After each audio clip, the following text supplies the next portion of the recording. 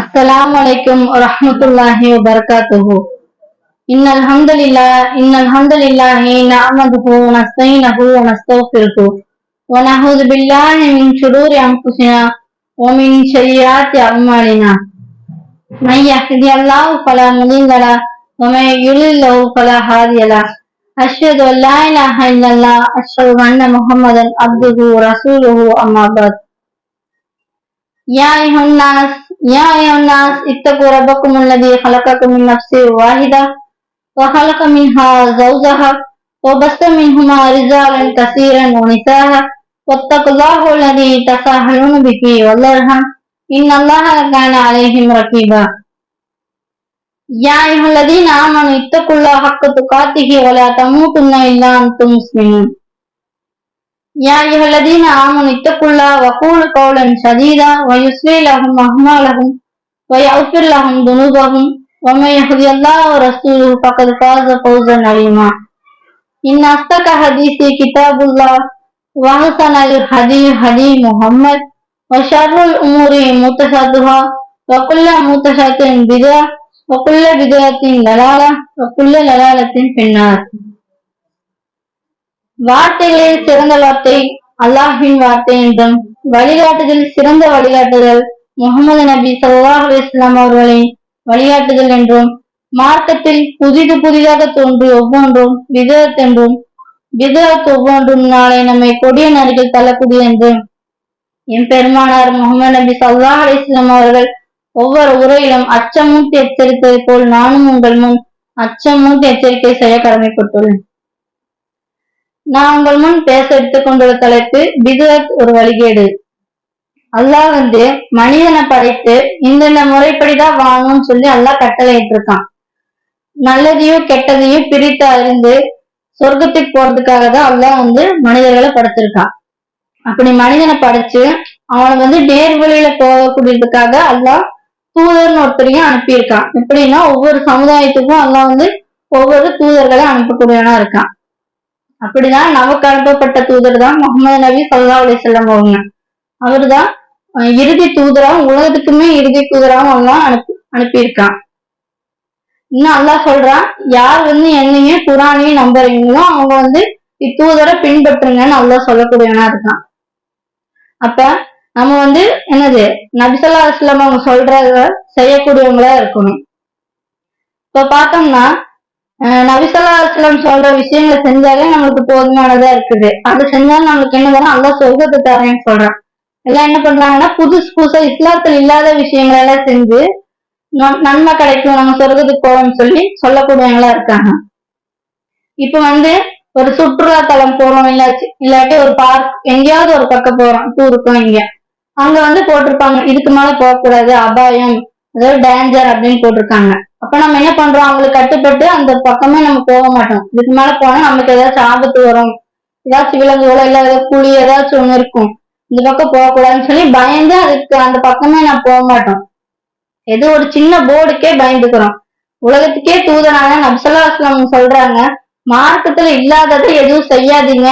யார் புதுசா செய்யறாங்களோ அதெல்லாம் என்னங்க பிதஅத்து தான். அது செய்யறவங்க என்னன்னா கொடிய நரகத்துல அல்லாஹ் போடுவான் அப்படின்னு ரசூலா பெரிய ஒரு அபாயத்தை அழிக்கக்கூடியவங்களா இருக்காங்க.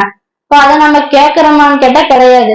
இப்போ ஒருத்தவங்க ஒருத்தவங்களுக்கு சொல்லுவாங்க இதெல்லாம் செய்யாதீங்க, இஸ்லாத்துல இல்லாத விஷயம் செய்யாதீங்க அப்படின்னா, இல்ல எங்க அம்மா சொன்னாங்க, எங்க அதிரத் சொன்னாரு, எங்க முன்னோர்கள் எல்லாம் இப்படிதான் இருந்தாங்க, நாங்க எப்படி அதை விட்டு வர்றது அப்படின்னு சொல்லக்கூடியவங்களா இருக்காங்க. நாளைக்கு மறுமை நாள்ல யாரெல்லாம் தவறான விஷயங்களை செஞ்சு நரகத்துக்கு போறாங்களோ அவங்க எல்லாம் சொல்லுவாங்களாமா, யாரெல்லாம் அவங்க சொன்ன விஷயத்த கேட்ட எங்களுக்கே இவ்வளவு பெரிய தண்டனைனா எங்க முன்னோர்கள் ஒருத்தங்க இருந்தாங்க இல்லையா, அவங்களுக்குன்னா பெரிய தண்டனையா கொடுத்துடலாம் அப்படின்னு சொல்லக்கூடியவங்களா இருக்கிறாங்க. அப்ப நம்ம எப்படின்னா நபி ஸல்லல்லாஹு அலைஹி வஸல்லம் சொல்ற விஷயங்களை செஞ்சாலே நம்மளுக்கு இந்த போதுமானதா இருக்குது. இப்ப பிதஅத் அப்படின்னு எடுத்துக்கிட்டோம்னா நிறைய விஷயங்கள் இருக்குது. ஃபர்ஸ்ட் இப்ப பார்த்தோம்னா வரதட்சணை எடுத்துக்கலாம். வரதட்சணைங்கிறது மார்க்கத்துல இல்லாத ஒரு விஷயமா தான் இருக்குது. எப்படின்னா இப்போ ஒரு திருமணம் நடக்குது, அப்ப அவங்க பெற்றோர்கள் என்ன பண்றாங்கன்னா, போற வீட்டுல நம்ம பிள்ளை நல்லபடியா இருக்கணும், நல்ல ஒரு கௌரவமா இருக்கணும் அப்படின்னு என்ன பண்றாங்கன்னா கடன் வாங்கி நிறைய காசுகளை சேர்த்து அந்த பொண்ணுக்கு எல்லாம் செஞ்சு அனுப்பக்கூடியவங்களா இருக்காங்க. இது அந்த கல்யாணத்துல வரவங்கள பார்த்து என்ன பண்றாங்கன்னா நம்ம வீட்டுக்கு வர மருமகளுக்கு நம்ம இப்படிதான் வாங்கணும் அப்படின்னு சொல்லி நினைக்கக்கூடியவங்களா இருக்காங்க. இப்ப ஒரு கல்யாணம் ஒரு பேச்சு எடுத்தாலும் என்ன பண்றாங்கன்னா, ஒரு வீட்டுக்கு போனா ஃபர்ஸ்ட் என்ன பேசுறாங்கன்னா, என் பையனுக்கு ஒரு கார் வாங்கி கொடுத்துருங்க, ஒரு பைக் வாங்கி கொடுத்துருங்க, பொண்ணுக்கு உங்களால முடிஞ்சது எவ்வளவு வேணா நகை போடுங்கன்னு சொல்லி கேட்கக்கூடியவங்களா இருக்காங்க. முதல்ல பார்த்தோம்னா வீடு வீடா போய் பிச்சை எடுக்கக்கூடியவங்களா இருந்தாங்க. இப்ப அப்படி இல்லை, ஒரே வீட்லயே மொத்தமா சுருட்டி கொள்ளையடிக்கக்கூடியவங்களா தான் இப்ப இருக்கிறாங்க. நபி ஸல்லல்லாஹு அலைஹி வஸல்லம் காலத்துல பார்த்தோம்னா ஒரு சஹாபி இருக்காரு, அப்துல் ரஹ்மான் பின் அவுஃப் அப்படிங்கிற ஒருத்தர் நிக்கிறாரு. இப்ப ரசூலை பாக்குறாங்க, அவங்களோட ஆடையில ஒரு நறுமணம், அதோட சாயம் பட்டிருக்குது. அப்ப நபி ஸல்லல்லாஹு அலைஹி வஸல்லம் அவங்க கேக்குறாங்க, இந்த மாதிரி அந்த சஹாபியை கூப்பிட்டு, என்ன உங்க ஆடையில ஏதோ ஒரு சாயம் பட்டிருக்குது என்ன அப்படின்னு கேட்கும்போது அவங்க சொல்றாங்க, யார சொல்ல எனக்கு திருமணம் ஆயிடுச்சு அப்படின்னு சொல்லி சொல்லக்கூடியவங்களா இருக்காங்க. அப்ப அந்த இடத்துல ரசூல் உங்களுக்கு என்ன எவ்வளவு வரதட்சணை வாங்குறீங்கன்னு கேட்டாங்க, கிடையாது. அப்ப அங்க என்னன்னு கேக்குறாங்கன்னா, நீங்க என்ன மகர் கொடுத்தீங்க, அதாவது அந்த பொண்ணுக்கு எவ்வளவு மனக்கொடை கொடுத்தீங்க அப்படின்னு கேட்கும்போது அவர் சொல்றாரு, ரசூல்லா நான் ஒரு பேரிச்சம்பழம் கொட்டை அளவுக்கு தங்கத்தை கொடுத்து திருமணம் செஞ்சேன் அப்படின்னு சொல்றாங்க. அப்படி சொல்லும் போது இன்னும் ரசூல்லா சொல்றாங்க, ஒரு பெண்ணை திருமணம் செய்யணும் அல்லாஹ் குர்ஆன்ல சொல்றான், அவங்களுடைய மனக்கொடைய கட்டாயமா கொடுத்து விடுங்கன்னு சொல்லி அல்லாஹ் சொல்லியிருக்கான். நீங்க செஞ்சது நல்ல ஒரு திருமணம் தான் சொல்லக்கூடியவங்களா இருக்காங்க. இந்த விஷயத்துல நம்ம என்ன தெரிஞ்சுக்கணும்னா, இப்ப உலகத்துக்கே தூதரா நபி ஸல்லல்லாஹு அலைஹி வஸல்லம் இருக்காங்க, அவங்களே கூப்பிடாம ஒருத்தர் திருமணம் செஞ்சிருக்காரு. இப்ப நம்ம காலகட்டத்துல எடுத்துக்கோங்க, ஒரு திருமணம் அப்படின்னா அவங்களை கூப்பிடணும், இவங்களை கூப்பிடணும், அந்த ஊர் தலைவரை கூப்பிடணும், ஊர்லயே பெரியார் இருப்பாங்க அவங்கள கூப்பிடணும்னு சொல்லி கூப்பிடலைன்னா அவங்க சங்கடப்படுவாங்களே, நம்ம கட்டாயமா கூப்பிடணும்னு சொல்லி கூப்பிடக்கூடியவங்களா இருக்காங்க. ஆனா அந்த காலத்துல எப்படி இருந்திருக்காங்க, எளிய முறையில யாரையுமே கூப்பிடாம நபி ஸல்லல்லாஹு அலைஹி வஸல்லம் அவங்கள கூட கூப்பிடாம திருமணம் செய்யக்கூடியவங்களா இருந்திருக்காங்க. இன்னும் அந்த இடத்துல ரசூல்லா என்ன சொல்லிருக்காங்க, கட்டாயமா மனக்கொடையை கொடுத்து, அதாவது ஆணுதான் பெண்ணுக்கு கொடுக்கணுமே தவிர பெண்ணு ஆணு கொடுத்து கூட்டிட்டு வரக்கூடாதுன்னு அந்த இடத்துல பதிவு செய்யறாங்க.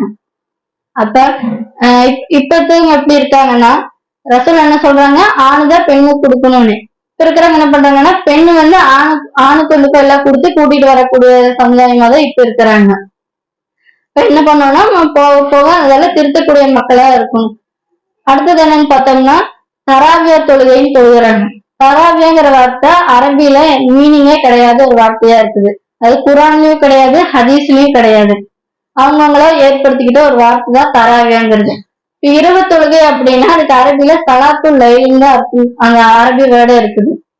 இன்னும் ஆயிஷா ரலிட்ட ஒரு சஹாபி கேக்குறாங்க, ரசூல்லா இரவு தொழுகை எப்படி தொழுவாங்க அப்படின்னு கேட்கும்போது ஆயிஷா ரலி சொல்றாங்க, ரசூல்லா எப்பவுமே இரவு தொழுகை எப்படி தொழுவாங்கன்னா 8 ரக்காத்து இரவு தொழுகையும் 3 ரக்காத்துகள் வித்திரு தொழுகையும் தான் தொழுதுருக்காங்க அப்படின்னு சொல்லி ஆயிஷா ரலி சொல்றாங்க. அப்ப இந்த இடத்துல நம்ம புரிஞ்சுக்கணும், மொத்தமே 11, அதாவது இரவு தொழுகைனால 8 ரக்காத்து தான் புரிஞ்சுக்கணும். இல்ல இப்ப இருக்கிறவங்க என்ன பண்றாங்கன்னா 20 ரக்காத்து 12 ரக்காத்துன்னு சொல்லி தொழுகக்கூடிய மக்களா இருக்கிறாங்க. இன்னும் அல்லாஹ் குர்ஆன்ல சொல்றான், திருடன்லயே பெரிய திருடன் யாருன்னா தொழுகையை யாரு வேகமா தொழுகிறானோ அவன் தான் பெரிய திருடன் அல்லாஹ் சொல்றான். அப்ப அந்த இரவு தொழுகைங்கிறது நம்ம எவ்வளவு ஒரு மெதுவா தொழுகக்கூடியதா இருக்கணும். ஆனா என்ன பண்றாங்க, 20 ரக்காத் எவ்வளவு ஸ்பீடா தொழுக முடியுமோ அந்த அளவுக்கு ஸ்பீடா தொழுகக்கூடியவங்களாதான் இப்ப இருக்கிறாங்க. அது ஒரு பெரிய ஒரு பிதஅத் மார்க்கத்துல இல்லாத விஷயமா தான் ஒண்ணு இருக்குது. அடுத்தது பார்த்தோம்னா மெஹராஜ் நோன்புன்னு ஒண்ணு வைக்கிறாங்க. மெஹராஜ் நோன்புனா என்ன கேட்டா, ரசூல்லா மெஹராஜ பயணம் போனாங்க, அதனால நாங்க நோன்பு வைக்கிறோம்னு சொல்றாங்க. அது ரசூல்லாவும் எந்த ஒரு ஹதீஸ்லயும் சொல்லல, நம்ம மெஹராஜ் பயணம் போனா அதனால யாரும் நோன்பு வைக்கணும்ல எதுவுமே சொல்லக்கூடாது, அவங்கவுங்களா வைக்கிற ஒரு விஷயமா தான் இருக்குது. இன்னும் ரசூல்லா சொல்றாங்க, மெஹராஜ் பயணத்துக்கு போகும்போது நான் பாதி முழிப்படவும் பாதி தூக்கத்துலயும் தான் போனேன், அப்ப நான் எந்த நாள் போனேனே எனக்கு தெரியாது அப்படிங்கிறாங்க. ஆனா எல்லாம் என்ன சொல்றாங்க, இந்த அன்னைக்குதான் மெஹராஜ் பயணம் போனாங்கன்னு சொல்லி அவங்கவுங்களா ஒரு தேதியை குறித்து சொல்லக்கூடியவங்களா இருக்காங்க. அப்ப இதுவும் என்னதான் ஒரு விதத்தான ஒரு விஷயமா தான் இருக்குது. அடுத்து என்னன்னு பார்த்தோம்னா முகத்திரை அணியறாங்க. முகத்திரை அப்படிங்கிறது அல்லாஹ் நபி ஸல்லல்லாஹு அலைஹி வஸல்லம், அதாவது நபிமார்களுடைய மனைவிகளுக்கு தான் அல்லாஹ் கடமையா கொடுத்திருக்கான். அப்படி இருக்கும்போது நம்ம எல்லாம் என்ன பண்றோம்னா முகத்திரை அணியக்கூடியவங்களா இருக்கும். இப்ப அந்த முகத்திரையில வச்சு என்னெல்லாம் பண்றாங்கன்னா ரொம்ப தவறான விஷயங்கள்லாம் செய்யக்கூடியதா இருக்குது. அல்லாஹ் என்ன சொல்லியிருக்காங்கன்னா, நபிமார்களுடைய மனைவி இப்ப நபி ஒரு பெண்ணை திருமணம் செஞ்சுட்டாங்க அப்படின்னா அவங்க வேற யாரையுமே திருமணம் செய்ய முடியாது. அப்ப அவங்களும் என்ன ஆகுதுன்னா எல்லாத்துக்குமே ஒரு தாய்மார்கள் மாதிரி அவங்க ஆவாங்க.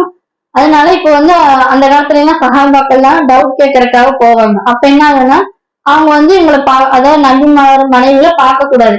அப்போ ஒரு திரை மாதிரி விரிச்சுக்குவாங்க. அந்த பக்கம் இருந்துதான் அவங்க பேசுவாங்க. அதுக்குதான் அவங்களுக்கு வந்து முகத்திரைங்கிற ஒரு சட்டமே இருக்குது. இன்னும் நபிமார்கள் மனைவிகள் தவறு செஞ்சாங்கன்னா அதுக்கு 2 மடங்கா அல்லாஹ் வந்து என்ன பண்ணுவான், தண்டனை கொடுப்பான். நமக்கு என்னன்னா 1 மடங்கு தான். அப்ப அவங்களுக்கும் ஒரு சட்டம் இருக்கு, நமக்கும் ஒரு சட்டம் இருக்கு, தவிர 2 பேருக்குமே ஒரே சட்டம் ஆகாது. இப்ப பார்த்தோம்னா ஒரு இடத்துல நடந்த விஷயம் எப்படின்னா, ஒருத்தர் வந்து கொள்கை சகோதரர் இருக்காரு. அவர் வந்து அவரோட பெண்ணை டெய்லி காலேஜ் கொண்டு போய் விட்டுட்டு வர்றாரு. இப்போ ஒரு நாள் என்னதுன்னா, அங்க ஒரு பக்கத்துல ஒரு டீ கடை இருக்கு, உட்காந்து டீ குடிச்சிட்டு இருக்காரு. அப்ப என்னதுன்னா ஒரு பையனும் ஒரு பொண்ணும் இந்த நோஸ் பீஸ் போட்டு அந்த பொண்ணும் போகக்கூடியதா இருக்குது. அப்ப அந்த அந்த பெண்ணோட அத்தா சொல்றாரு அந்த டீ கடைக்காரர்கிட்ட, என்ன பெத்தவங்க எல்லாம் வந்து எவ்வளவு நம்பிக்கையோட அனுப்புறாங்க, இவங்களும் என்ன இப்படி தெரிஞ்சுட்டு இருக்கிறாங்க அப்படின்னு சொல்லும் போது அவர் சொல்றாரு, போறதே உங்க புள்ளதாங்க அப்படின்னு சொல்றாரு.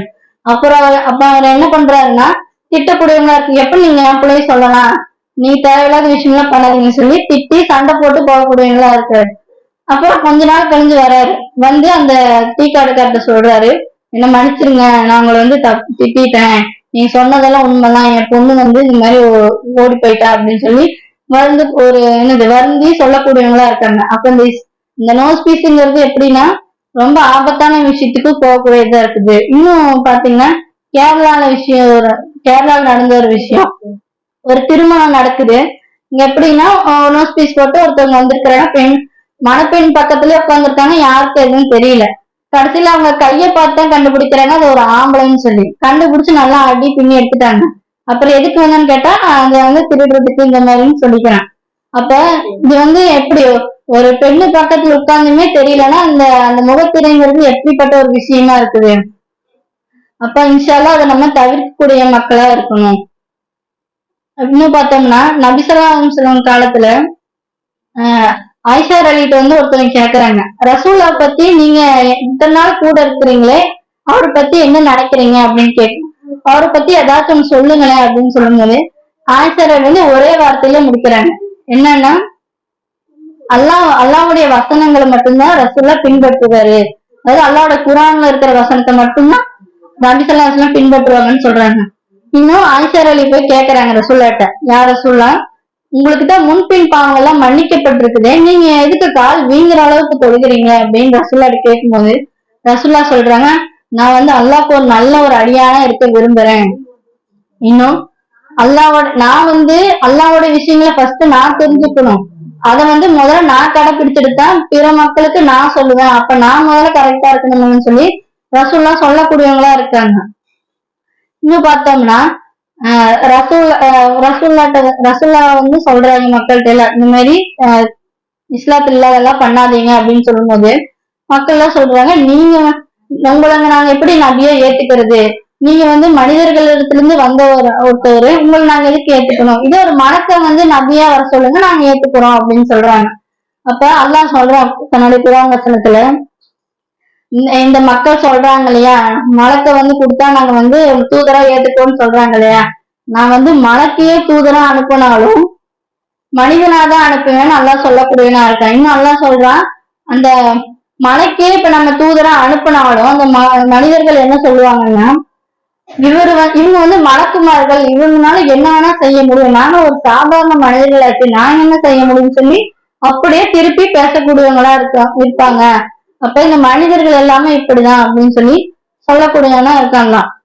அப்ப நம்ம என்ன பண்ணோம்னா, இஸ்லாத்துல இல்லாத விஷயம் எதுக்கு செய்யணும், அல்லாஹ் வந்து 5 கடமைகளை செய்ய சொல்லியிருக்கான், அந்த கடமையை செஞ்சாலும் நம்மளுக்கு என்ன தரேன்னு சொல்லியிருக்கான், சொர்க்கத்தை தரேன்னு சொல்லியிருக்கான். இன்னும் ரசூல்லா வந்து அந்த ரசூல்லா வழிகாட்டின விஷயங்களை செஞ்சாலும் அல்லாஹ் சொர்க்கத்தை தரேன்னு சொல்லியிருக்கான். அப்ப நம்ம இல்லாததை எதுக்கு செஞ்சுட்டு நரகத்துக்கு போகக்கூடியவங்களா இருக்கணும்.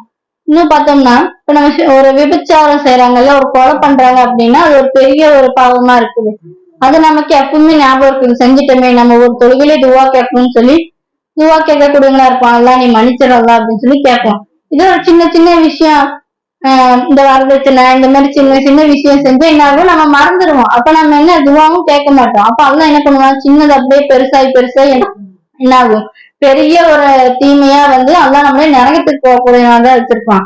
இப்ப இன்ஷா அல்லாஹ் இனி வரக்கூடிய காலத்துல நம்ம அல்லாஹ்வும் ரசூலும் காட்டி கொடுத்த வழியில் நடந்து இஸ்லாத்துல இல்லாத விஷயங்களை செய்யாம இருந்து சொர்க்கத்துக்கு போகக்கூடிய மக்களால் அல்லாஹ் உங்களையும் இனி ஆக்கியர்கள் புரிவானாங்க. வாஹிர்தாவான அல்ஹம்துலில்லாஹி ரப்பில் ஆலமீன்.